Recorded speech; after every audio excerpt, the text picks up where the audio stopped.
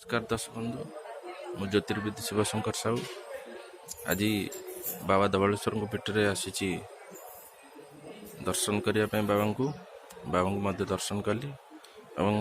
समस्त श्रद्धालु जो माने भाई भौणी मैंने मत भल पाँच से बाबा निकट प्रार्थना कली कहली समस्त खुशी शांति रखु समस्ते किभली भाव भले रे से बाबा निकट में प्रार्थना कली। आज हूँ मौनी अमावास्या एक बड़ अमावास्या।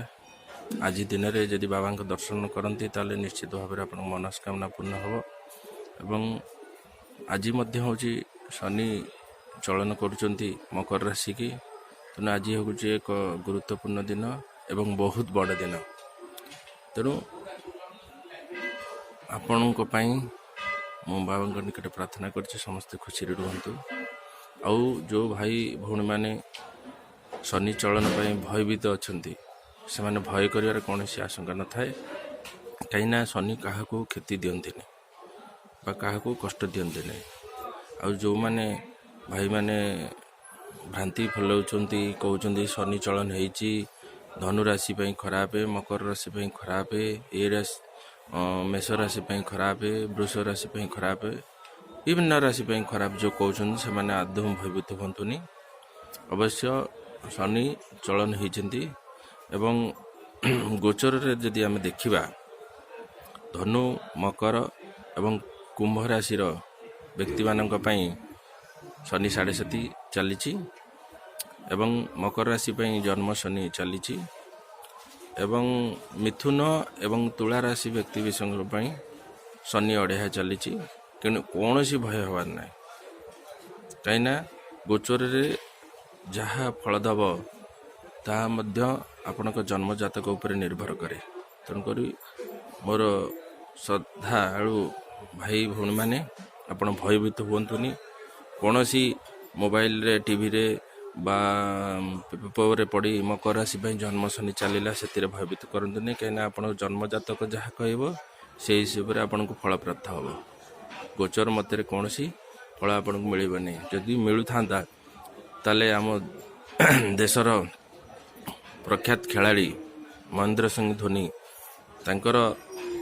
सिंह राशि एवं जन्म शनि चलिया समय सी वर्ल्ड कप जीति थे एवं शनि 7.5 चली समय वर्ल्ड कप जीति थे एवं आमर पूर्वतन प्रधानमंत्री मनमोहन सिंह शनि 7.5 चलवा समय प्रधानमंत्री होते एवं 10 वर्ष काल से प्रधानमंत्री थे आ वर्तमान प्रधानमंत्री मान्यवर नरेंद्र मोदी बिछारसी तंकर आ सी भी शनि 7.5 रे प्रधानमंत्री होते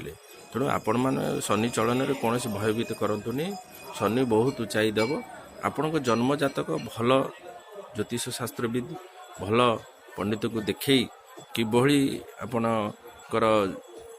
भल हेब शुभ हेब से प्रभु निकट प्रार्थना करंतु कौन से भय हबार ना भय ही आपण को असुविधार सम्मुखीन पकेब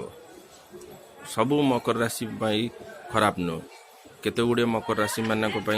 बहुत भल समय अच्छी केते गुड़े मकर राशि खराब समय अच्छी ताहा आपण जन्मजातक निर्णय कर तेणु शनि चलन को कौन से भय करतुनि एति बाबा धवलेश्वर निकट में मु प्रार्थना करुच्ची देखु बाबा धवलेश्वर पीठ में मुझे बसिक भिडियो करुच्ची तेणु निश्चित आपड़ एथि जदि सम्मुख ज्ञान अर्जन करेंगे और मो उपर विश्वास रखिए निश्चित आपण मान दिन शुभमय हम आ भगवान को निकट प्रार्थना करुच्ची दिन शुभमय हम रोची जय माँ सरला जय माता।